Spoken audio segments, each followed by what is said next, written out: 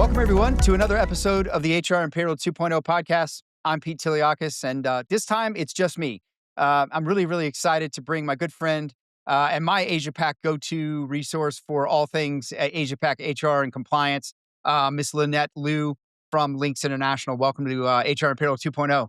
Hello, Pete. Hello, everybody. Thank you for inviting me on this call. Yeah, absolutely. I obviously monitor the market, and I've been watching what's going on in Asia-Pacific. All that region is hot right now. There's so much talk about, compliance, but then opportunity. A lot of cool things coming out of there. And I just thought, we gotta get together. Yeah. I'm a big fan of your newsletter that you put out with all the compliance updates in the region, Thank you. all the countries covered. It's great resource. I point folks to it all the time. And I thought, hey, let's unpack what's going on over there. Yes, about time. Yeah. So look, Julie's not with us today. She is actually traveling, having some trouble getting in. So she is going to pass on this episode with us, but it's going to be you and me. So I'm excited for that. But look, why don't we get started with the usual? We ask every one of our guests, Lynette, we ask how you got into this crazy business Yeah. and why on earth do you stay doing it? Yeah, I'm a little bit nervous to talk about this, but I guess It's here okay. goes. So I chanced upon the HR industry, I think about slightly more than a dozen years ago. And that's because a good friend of mine introduced me to my previous company. And he said, hey, you like speaking with people, you like being in an industry where you can potentially cause an impact or make an impact. So why not come join me in the human resources industry? And I thought, okay, why not? So I started off my career in the talent acquisition field. And with Okay. that, then I expanded into outsourcing for there are about 10 years or so. And I never left it. I never left it because it's quite interesting, right? A lot of things remain sort of more or less the same from a legislation point of view. But from a management of client perspective, building an ecosystem with partners or vendors or regional global solutions, it is always different year on year. And we also see a lot of trends happening across different periods of times as well. So I thought, why not just stick around and see how it goes? And it became 10 years or so. Here you are. Yes, Hey, exactly. it brings you in and it keeps you. That's for sure. And we're glad to have you. I want to ask you, so you started your career on the talent side of things. Yes. And now you're on the compliance side of things. Yeah. What's your favorite? What do you like the best? Yeah, it's actually very, very different, but also similar in some ways as well. I think the good part about being in the talent acquisition side of business is being able to be on ground with different candidates, understanding their requirements and potentially impacting their career. But on the compliance side of perspective, it's a little bit different. Your focus is then more on the business side of things. It's more on how different departments come together. It's how you're going to work with even government organizations as well. So it's a little bit more multifaceted in that aspect. But other than that, I think working with people, building teams, working with ecosystem is more or less the similar part of it. Yeah, absolutely. I like to call the operational side of HR, the compliance, more the blocking and tackling. Yeah, So that exactly. the talent side of the business can set up their, touchdowns or goals or however you want to, whatever sport analogy you want to use. So yeah. Exactly. Well, look, Lynette, I know you guys at Links are on like the front lines of what's going on in compliance and HR operations, employment law, all that. But like, what's happening? What's your pulse check on Asia Pacific? What's going on in the region? What's exciting? Yeah. What's happening? I think you brought upon a good point just a couple of seconds ago on compliance, because I think APAC is sort of have been on a drive towards some compliance shift or compliance-related transformation, whether it's sort of like the good old digital or HR transformation or whether it's the latest ESG or AI transformation. A lot of businesses and organizations across different nature of business, across different industry have sort of begun to adopt it or at least explore it. Even from startups to MNCs, they're all quite excited to jump on this bandwagon to explore. Whether or not they are successful, that is kind of another story. But at least a lot of them are sort of making that way or that channel into exploring that. And a lot of materials and information right now, because they are not sort of available online or that is not very publicly available, we do hear a lot of conversations happening within communities. We do hear a lot of conversations happening whenever they are within their groups or their huddles. So that is sort of interesting. There is definitely a lot of talk, a lot of buzz about that within the Asia Pacific region. Has the region's employers been historically slow to invest in HR, kind of the way, it is in the US and maybe even, others like Europe? Yes. Or are they a bit more forward?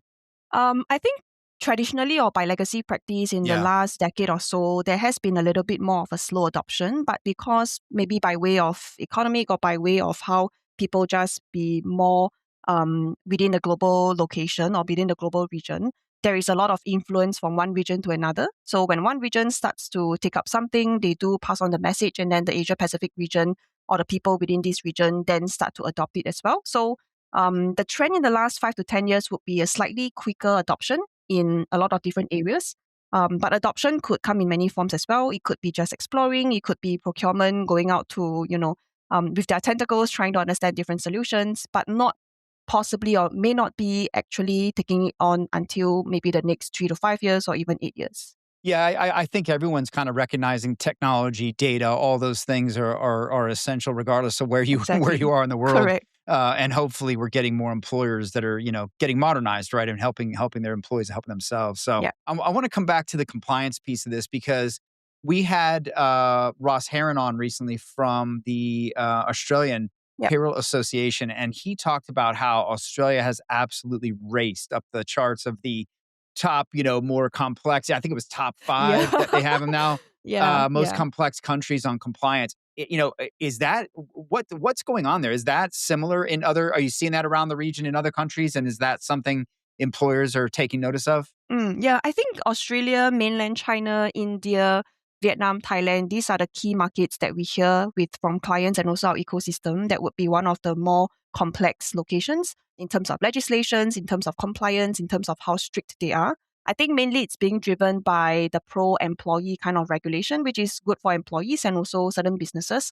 The rest of the other markets within the Asia Pacific region remains more or less the same. They are still compliant, they are still strict, but probably less pro-employee in that manner. So with that, then you see a lot of compliance still being built onto it, but maybe not that much emphasis. Yeah, absolutely. It's not just payroll, right? I mean, it's coming from the employment side of things. It's Correct. very, very impactful. And I noticed that there are employers that are obviously taking notice of that, and they're starting to say, "Hey, we need a little bit of help." Right? I've Yeah. seen some of the firms like yourself getting Yeah. pulled into some new kind of areas of consulting. Have Correct. you seen that as well? Customers saying, "Hey, we need help with Yes. this country, that country." Yes, definitely in the last maybe 3 to 6 years, we do see Yeah. clients having certain burning priorities or certain markets that they would like to put their focus on or priorities on. And with that, sometimes it's not so much about having a regional solution. It could be very much like an a la carte kind of a solution where they say, hey, look, I have a very small group of employees. They are a little bit of a situation right now. And if you're able to help us, particularly on this compliance, maybe in the long run, we could help with something else. Or if you do have ecosystem partners that you can link us up with, that will be helpful. So we do see clients having that sort of an a la carte sort of purchasing. And then we also do see clients that are looking for a one-stop shop for all of their Yeah. requirements. So it kind of depends on where the clients are or where the businesses are in that sense. Yeah, absolutely. I should have clarified a little bit. What I've seen a lot more of is firms that maybe start with a vendor for payroll, and then that Yeah. that turns into more of an HR consulting Consulting. need. And I Yeah, think because exactly. that risk and that those things are popping up, but very much an opportunity for that expertise that you guys have as providers to be out there meeting that. So Yeah. outstanding. Yeah, look, one of the things I wanted to talk to you about, when we think about, what I'm seeing in the marketplace is I've seen a lot more of the regional buyers leaning into the regional providers, right? Yeah. Whereas I feel like over the last 5 or 6 years, we've really been hammering home global, right? And Yeah. global is possible. Yes. You certainly can bring everything to a harmonized state. I mean, Workday Yeah. gives you opportunities to do that. All the Correct. HCMs, Yeah. many of the global platforms. But what I see buyers doing more recently is leaning in heavily to the regional specialists. What's your take on that? Are you seeing that as well? And what do you Yeah. think's driving that? Yeah, I think you put it in a very nice manner. It's really Yeah. not so much of a swing like you mentioned. It's more of a lot of businesses or organizations sort of leaning in or trying to explore regional solutions.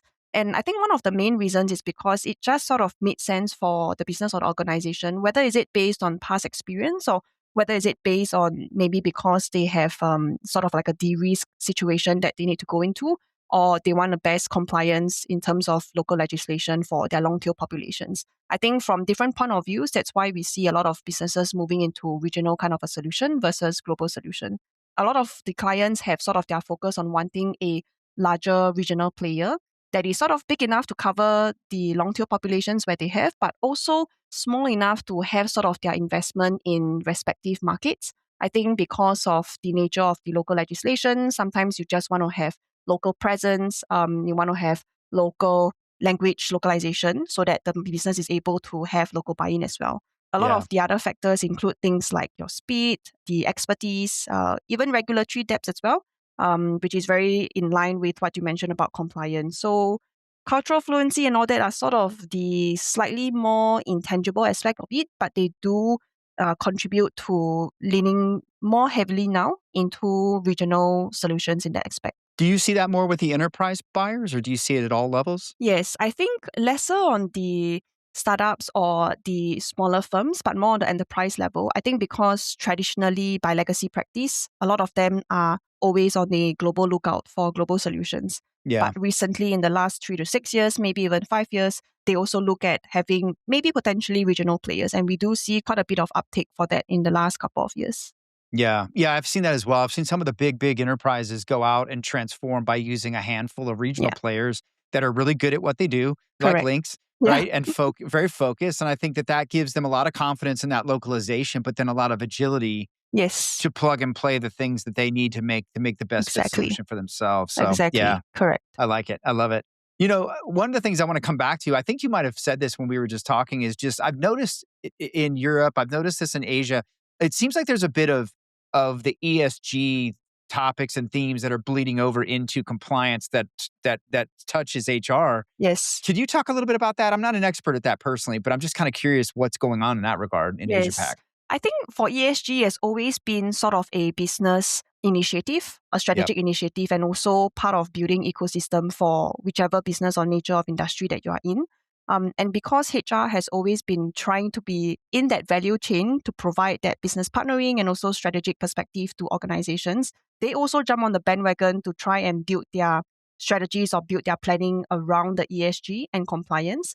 But because HR traditionally or by legacy practice is not really in the ESG field or have not really pushed out such initiatives before, a lot of it is being bundled up into a one single word called compliance.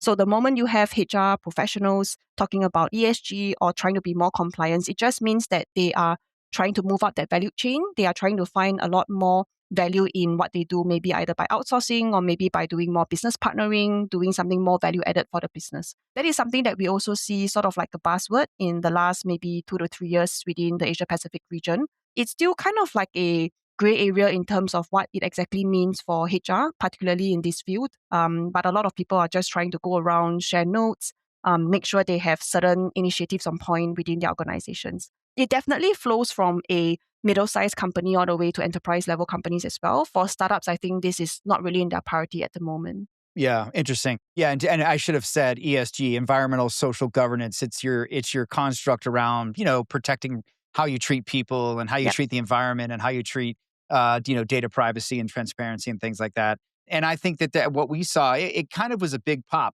here in the U.S. for a while. It was very trend, Yeah. and now I feel like it's faded away a little bit. But it seems like outside the U.S., it's still very prevalent and starting to bleed its way. It's making its wave down into Asia It Pacific. is. Yeah. So to your point, it's more of a bigger company thing, but Correct. do you think is that changing the way people are looking at hiring in any way, or do you feel like Yes, I not think yet? at some Yeah. point it's probably having certain guidelines in terms of their hiring policies, certain bullet points as to what they may do or what they may not do, especially Yeah. when it impacts their hiring workforce, their existing employee retention, certain succession planning and all that. But as to whether companies actually enforce it, and also whether they are consistent about it across different levels of employees and different types of employees, I think that is still very much business oriented, and that's still very much dependent on the company itself. Just kind of looking ahead a little bit, where are you seeing some of the growth coming as we're heading into 2026 here? Do you see it coming from any certain countries? Any sort of any expectations in that regard? I feel like Japan's been coming up a lot in my Yeah, conversations. You yeah, know, exactly. I think Asia Pacific is sort of divided into very unique markets or cluster of markets. It could be a lot of a lot of countries or markets using English as a business language, and there's also a lot of language specific markets, which you talk about like in Japan, in Korea, maybe Vietnam, Thailand, and also mainland China. A lot of these markets are trying to maybe not so much to escape where they come from, but it's also more about trying to jump on a bandwagon to make sure that they are aligned regionally. They are working with their counterparts in other locations, and also they are jumping on the bandwagon to make sure that they are compliant to things like ESG, maybe even AI, and to also still remain relevant in terms of what they do in the HR space. So I think APAC is sort of still dynamic and as localized as you can get in that aspect. Just in terms of the growth, do you notice any, from our vantage point, what our media has been saying, that there are a lot of organizations that aren't necessarily sending jobs away because of AI. They're actually sending it away to lower cost locations. Yeah. Do you notice that more of business coming from the US in recent months or quarters, or do you expect that? I think yes, definitely there is a move of value chain, and also there is a Yeah. requirement for lower cost labor. But I think this trend has been something that has been going on for a while as well. APAC is sort of like a pressure cooker, and a lot of businesses use it for their pilot rollout. They just want to stress Yeah. test their strategy. They want to make sure that what they have envisioned in their mind, the target operating model, is something that can be achieved. And APAC is probably one of the better regions or easier regions, if you will, to explore that. So we do see a lot of trends for, depending on the markets, a lot of trends for manufacturing, a lot of financial institutions, a lot of pharmaceutical and medical industries that are taking advantage of that. So it's kind of like a growing trend from that aspect. But it could also impact other sort of nature of business as well. For example, trading, cryptocurrency, semiconductor, so on and so Yeah. forth. So still very Yeah. much market specific in that aspect. Absolutely. Just on that lines, while I've got you there on Yeah. cryptocurrencies and digital payments, that seems to be much more prevalent in Asian countries, from what I can tell. How is that going in terms of payroll? Is there an expectation that payroll is in stable coins, or Yeah. what's kind of the pulse on that? Yeah, I think it's quite similar to the same grain of that topic for ESG and AI. There is a lot of growing buzz and there is a lot of interest in trying to make payments a lot more than digital, trying to make payments safe, trying to make payments convenient for whether their employee or their businesses. But there is also one part of the whole payments that is not yet resolved, and that is the part about legislation, because a lot of it is still not linked to local governments, your tax authorities, Right. and so on and so forth. So there is definitely a lot of firms that are trying to work that out. There is also a lot of employees that are remaining patient to see whether they are able to get that as part of their payroll. But I would say maybe in the next year or so, there could be more progress in that. But as of now, I think the payments and digital assets are probably as much adopted as the other regions in the world. Yeah, I think as you get more countries to take on or have a stablecoin sort of version of their fiat, I love it for employees. I love it for business. I mean, to be able to move cash instantly and not have to mail it, or Yeah. Yeah. here in the U.S. moving your 401k from one account to Yeah. another. The lag times are just Yeah. crazy. So I'm Yeah. excited for what it can do in that way. I think it's really, really interesting. We have to talk innovation in AI, but Yes. you also do some work in the Middle East, and I know there's often some expansion that happens from companies in the Asia Pac going outward to the Middle East, and the Middle East is just going crazy on Yeah. growth Yeah. for many, many reasons. What are you seeing there? What's going on in that world? Yeah, it's crazy. I think in the Middle East, a lot of the focus is about whether employer of record service and also about company incorporation. And I think these two are very much on a dichotomy or two different school of thoughts. It depends on where the client is in terms of their business cycle. If they are new clients or startup, I think the UAE is one very convenient location and also very pro business friendly in that aspect. So employer of record service could be something that a lot of businesses want to take up, especially they want to enter that market very quickly. The other school of thought is more on the business incorporation or the company incorporation. That is when businesses have maybe a year or so with their people on ground, exploring the market, realizing that, hey, it works out for their strategy, it works out operationally. And also by looking at the region, it's a very big market. It's a growing market as well. So a lot of businesses are thinking, hey, why not? Since it's pro business as well, or it's business friendly, we can also set up a company over there, and then they can have a little bit more of a permanent placement within that region itself. So we do see two very distinct type of organizations or businesses in that spectrum of HR in that sense. Yeah, I think there's so much going on there, a lot of opportunity. I don't know that Yes. the Middle East is quite the complexity of compliance as Asia Pac. Am I wrong? I think Does because it depend? in certain markets though, for example, like in Yep. Dubai, you don't really have a lot of the taxes or Right. Yeah. that statutory in terms of foreign employees. You still have the same social security or pension for locals, but because businesses are incoming into Dubai, so that means they are a lot more friendly in that aspect. So compliance wise is probably not super complicated. And also because in the Middle East, it's generally more or less the same in terms of the monthly statutory, the annual taxes for local employees and all that. So maybe less complex, but I feel like I'm going to cause a war if I continue down in this route. So, I'll probably stop it there. Yeah. No, there's a lot of competition in that area for all of that, but I would agree. I think there's natural opportunities in both regions, and it's interesting to see how they're growing so quickly. So coming back to Asia Pac, I want to talk, I guess broadly, just AI, right? I mean, Yes. we wouldn't be able to get away with the conversation today Yes. without it. Yes. I'm a fan. I think what it's doing for compliance, I think what it has the potential to do for employers to, think back to your roots, to talent, find talent.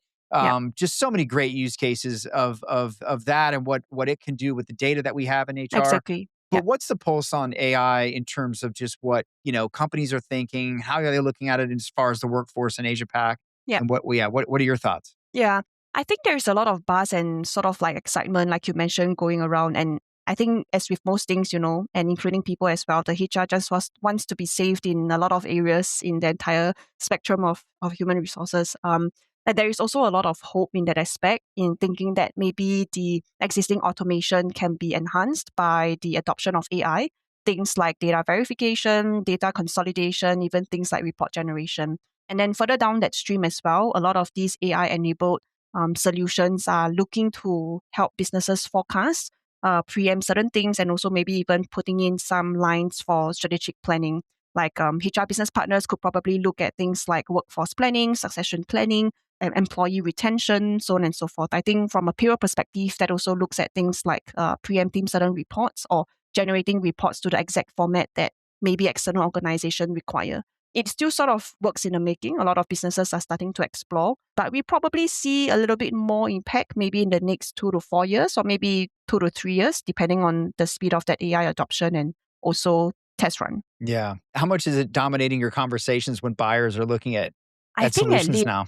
20-30% of that conversation. Yeah, a lot of clients, buyers, and definitely also with ecosystem partners as well. These eco partners are probably putting AI, I think, almost as frequent as, how's your new year? It's almost like a starting point of conversations. What about just broadly in terms of the economy across the Asia Pacific region? Like how prevalent is AI just in business anyway? Yeah. I'd say probably 60% I think they say about 60% of our Fortune 500 have mentioned it in their Yes. annual reports or their quarterly reports in the last Yes. year. Yes, So exactly. what's that kind of, how does that compare to Asia Pac? I think it's almost like a badge of honor. The moment you have AI in some sort of document or in some sort of your branding, it puts you on the forerunner of a lot of things. It puts you in the forerunner of being chosen or being selected of one of the appointed vendors or selected vendors. It puts you on a chart. It puts you on the list. But as to whether in actual practice or in actual day-to-day kind of a work, whether people really use AI as part of it, I think it's still something that companies are trying to adopt, and also companies are trying to scale it larger. You could probably roll it out in a market, you could roll it out in two, but to roll it out across Asia Pacific, I think that requires a lot of planning, requires a lot of test run, and it also requires a lot of courage, right? Because you actually may not be able to know that much in terms of what kind of impact or negative impact it may have. So it's definitely something that is causing a lot of excitement. It's also something that a lot of people are very excited about. And mature companies, like you mentioned, are probably using it at some point in their value chain. So that's pretty exciting. It is. It really is. And I think there's so much we can do with it for sure in Yeah, HR and the exactly. workforce. Exactly. Man, I love it, especially the compliance thing, right? Like Correct. the ability to have it orbit you as a business and make sure that Exactly. you know what's coming and how to react to those things. So like think about like say the EU Data Act and some of the AI Act and things that they have that are Yes. governing this. Do you see some of that legislation starting to pop up around the countries? Are they starting to say put guardrails around AI and data usage and that sort of thing? Yeah, I think one very huge aspect about companies trying to adopt AI or actually using it and then to scale it across the region is to make sure that there is a lot of privacy notice that's governing the entire process in terms of data security, hosting, and also legislation accuracy. To what aspect it would be accurate, to what aspect it would keep data safe, to what aspect it would be able to still maintain that privacy notice, whether is it GDPR or whether is it PDPA or PIPL. I think that's something that a lot of businesses are learning along the way as they explore this. I think they are also trying to work with consultants or experts in that aspect to see whether they can ensure this is being kept in line while they scale it across the different populations that they have. So I wouldn't want to call it like a time bomb, but it's definitely one big aspect that businesses have to be concerned and also mindful about. Yeah, absolutely. Are countries in Asia Pac looking at skilling their workforces around the fact that AI, is predicted to disrupt Yeah, roles? yeah, I think in some aspect, maybe not so much about the labor intensive and also the blue collar industries, because you definitely still need to have certain people on ground to be able to scale their business. But I think for a lot of organizations, their talents are being planned in that aspect that the not so much to replace, but more of being able to have that Yeah, skill to adopt that AI, to use AI as part of their work. So a lot of Asia Pacific businesses are trying to see if we want to keep our employees, if we want to keep our populations, could we then upskill them or reskill them so that they are able to adopt such of these tools so that they can then enhance the business in that aspect. So not so much to yeah. replace, but more to, complement. Now, as a recruiter, you're a former recruiter, right? And you and you're now in the payroll compliance sort of side of things. What are Yes. your thoughts on the fact that we don't have? It feels like we don't have enough skilled payroll people, right? We're losing them at a very high rate. How do we get the young generation, the new generations, to start their careers in payroll? Yeah, I think it's a very good question, because I think in this aspect, it's always how we introduce what we do compared to what I was doing previously in talent acquisition. It's always the less glamorous side of things when it comes to payroll Yeah, and compliance. But I think this less glamorous side of thing will remain as it is, because labor law and compliance don't change overnight. This is something that has been ongoing for a long time. And from market to market, it plays a very important part. But I think what it can make it sexier in that aspect is to maybe look at how certain tools are able to help, how you're able to move yourself up the value chain. So for maybe the younger generation or the people trying to go into this industry, I think is to look at it more of how you can make an impact to making sure employees get paid accurately and timely on every yeah, month. The engagement of AI to make sure that you have certain data that's being verified and you don't have to do it manually. To look at how you're able to support clients in their strategy or their planning by providing reports that actually make sense rather than providing reports that are just simply system generated. There is a lot of shift to also use certain HCMs, to also use certain self-service to complement the payroll aspect of the business. So it's not so much of opening up an Excel, churning in the numbers, but it's a lot right. more technology that's backing this whole thing. So it's probably not the most glamorous side of the business in terms of HR field, but it's definitely one of the more dynamic aspect of it. Yeah, I think there's still, I mean, it sounds like there's still a lot of opportunity for employers to just mature their digitization around HR at all. Not to mention, the wonderful things AI could do, and certainly those, it's going to change jobs, right? It's going to change what we do into other things that we do. So I love that Exactly. about it. It's exciting, right? It's a chance to reset and kind of do things differently. So look, Lynette, I want to kind of maybe look forward, right, as we're going into 2026. What are you Yes. excited about? What are you concerned about? Yeah. What do you think we can expect from Asia Pac in 26? Yeah. I think within Asia Pacific, we maybe want to look at businesses to maybe plan for certain complexity, not so much in terms of, political side of the business, but maybe to expect certain changes in terms of statutory updates across the region. You would definitely also expect very decoupled or fragmented market-driven regulations. Some geographical uncertainty, but not a lot. And so for that, businesses probably have to be one of the early adopters to maybe take action, to maybe also build your community so that you have teams of people that you're able to exchange information. Another side of it within the Asia Pacific region also would be circling back to the start of our conversation to look at how you're able to de-risk certain things, whether is it on the compliance perspective, whether is it on adoption of AI for certain markets, but to leverage on regional solutions, because regional solutions with probably deeper local expertise could help you to navigate some of these complexities or some of these uncertainty in the market itself. Whether it's it talent acquisition, whether it's it payroll or labor law requirements, I think regional solutions could possibly be on the same level or on the same par as traditionally global solutions in that aspect. Yeah, I agree. I think there's a certain, like we said, agility to it, right? That gives people the Exactly. flexibility to plug and play those players.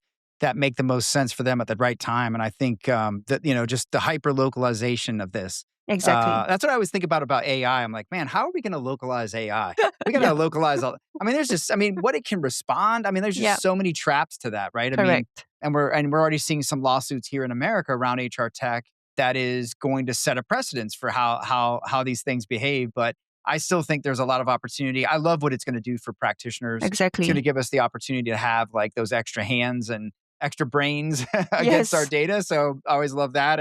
And look, it's a win-win for everybody, I think. HR has been starved for this stuff for so long. Absolutely. Innovation's been coming, man. We Yeah. needed it. So Finally, it's been coming. well, Lynette, look, I really appreciate you taking the time. You're my go-to resource for Asia Pac knowledge. And anything else? Where can folks connect with you? Where would you like us to get in touch? And I'll share the links. Yes, I think LinkedIn is probably the quickest method to get in touch with myself. And also, if you want to have a look at our newsletter on Links International page as well, I think that would be helpful. But look, you can connect with me anyhow through that, and then we can always take conversations offline. Absolutely. I'll be sure to share the links. I'll share the links to your I think it's a blog, right? That you have all of Yes. the updates. Yep. Yes. And I think you can subscribe to that if I'm not Exactly. mistaken, because I Correct. do. Okay. Yes. All right. I'll make sure we get the link out there for folks. And look, thank you so much, Lynette, for sharing. Thank We you. really appreciate you. And we will see everyone very, very soon.